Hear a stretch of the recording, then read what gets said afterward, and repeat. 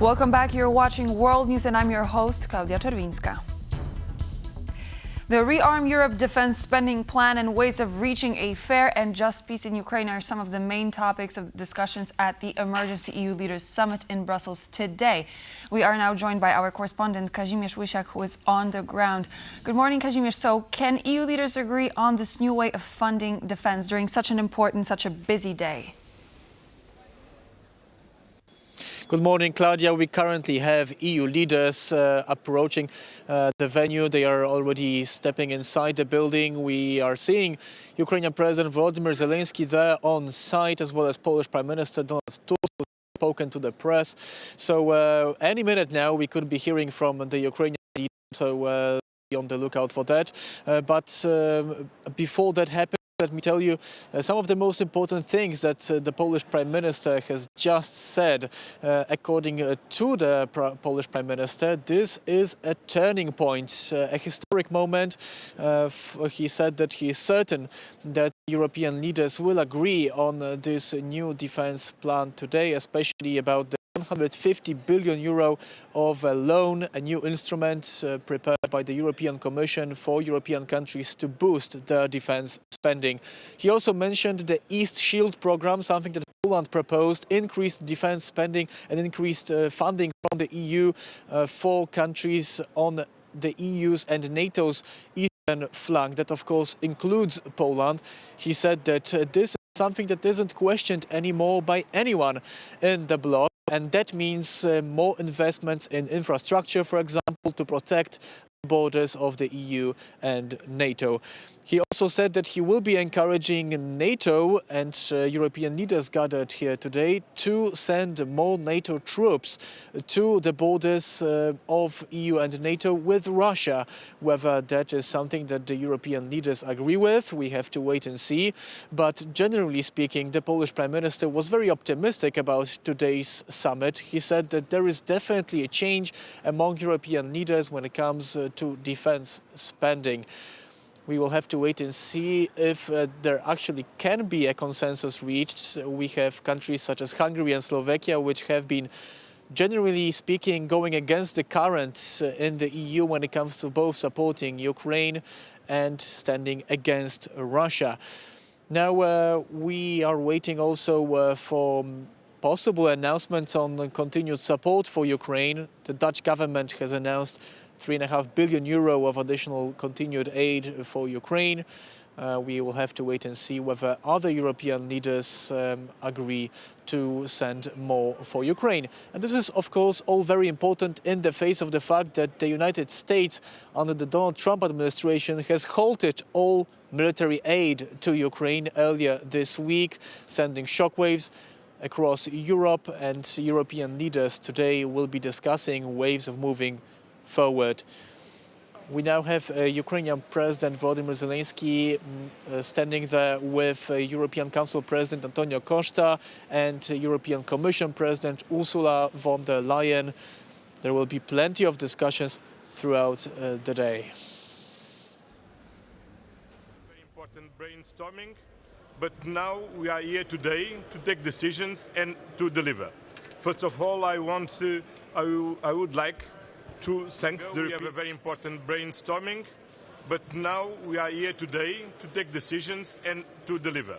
First of all, I would like to thank the European Commission to come so soon with concrete proposals that give the opportunity for us to take concrete decisions, to our spending capacity, to spending better, to build our own capabilities. Of course, the security and defense of Europe is not separated of Ukraine security and defense. A stronger European defense, it boosts Ukrainian defense, and a stronger capacity for Ukraine defense is also very important to boost our own defense. That's why, because we are here to support Ukraine for achieve a comprehensive, just and lasting peace. And dear Volodymyr, we are with you since day one. will continue with you now, and we will continue in the future, in the eventual peace negotiations, when we decided that is coming the right moment to negotiate, and most important, in the future as a member state of the European Union. Then, thank you very much. Thank you so much. So thank you very much, dear Antonio, for convening this extraordinary council. In extraordinary times, we need special measures. And thank you very much, Volodymyr, for coming here, because it's so important that we stand together. This is a watershed moment for Europe. And Ukraine, as part of our European family, it's also a watershed moment for Ukraine.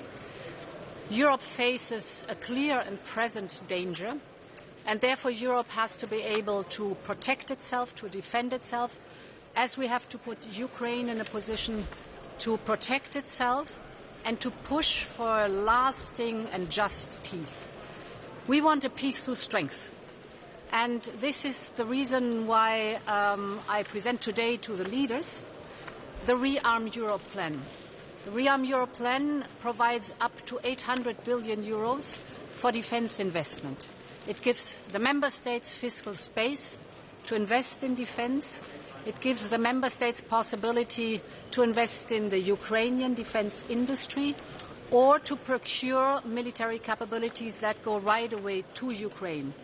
So it is to the benefit of rearming Europe, rearming the European Union, but also arming Ukraine in its existential fight for its sovereignty and territorial integrity. So today, Volodymyr, thank you for coming. It's a very important moment to show that we stand by Ukraine for as long as it takes.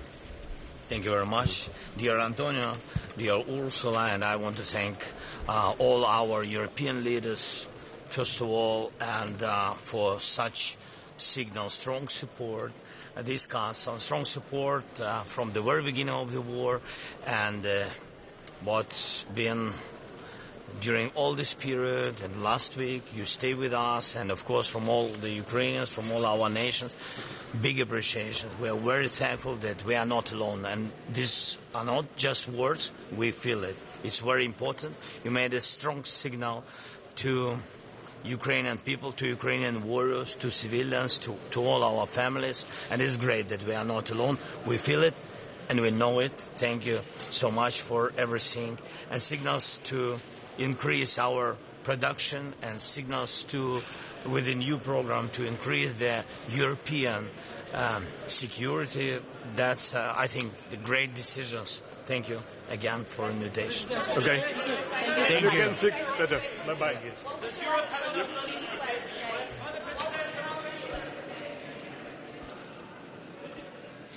Extraordinary times require extraordinary measures. That's what European Commission President Ursula von der Leyen has just said. Again, reiterating the strong support for Ukraine here during this summit. And we've heard these very thankful words from Ukrainian President Volodymyr Zelensky, which is, very telling, especially after that dispute, that disagreement in the Oval Office with US President Donald Trump, where the US administration accused him of not being thankful. Well, he is definitely expressing gratitude towards European leaders today. Kazimierz, thank you so much for joining us. Please keep us updated. There's going to be a lot happening. Kazimierz Wysiak reporting live from Brussels on this very important day when a lot of meetings regarding the future of defense in Europe are taking place. Watershed moment for EU and Ukraine, as well as we want a peaceful strength. Those are the words by Ursula von der Leyen, who was joined by Volodymyr Zelensky and Antonio Costa just seconds ago. And now it's time for us to get some reactions from Kyiv. We are now going from Brussels to Kyiv to our correspondent Oz Chatterjee, who's there on the ground. Hello, Oz. So how is today's summit, which is taking place in Brussels, received by Ukrainians? What are the earliest responses? Well, I mean, look, this is all breaking news, so it's happening right now on your screens. So not much in the way of official reactions so far. The Ukrainians will be encouraged to hear these signs coming out of Europe. A lot of worry, a lot of anxiety on the ground here about the US cutting off support, not just military ammunition, but also intelligence sharing. So hearing their European leaders commit to this defense surge, commit to continuing to support Ukraine militarily is going to be welcome here. But look, there's a huge shortfall that will be made by the United States if they have pulled out long term from Ukraine. So the Europeans are going to have to step up a big amount to come close to matching what the US has been providing with Ukraine up until this point. And words are great. Strong words are really great. And you heard Zelensky's very, very thankful for them. But what Ukrainians here on the ground are looking for is action. We've had 8 people killed in the last 24 hours in airstrikes across the country. This is a serious, serious problem for the Ukrainians. And what they're looking for is, again, not words, action. They're going to be hoping that today's summit brings about some action from Europe, but still, look, a long way to go. The Ukrainians will be encouraged by these signs coming out of Europe, for now at least. Back to you in the studio. Thank you so much. That was Oz Kataji reporting live from Kyiv with the latest responses to the summit taking place in Brussels. This would be all for now, but this day is incredibly important for the security and safety of Europe as well as Ukraine and the rest of the world. So please do stay with us. On top of every hour, we're going to be coming back with you with more news on the latest developments. But this is all for now. Thank you for watching, and I'll see you soon.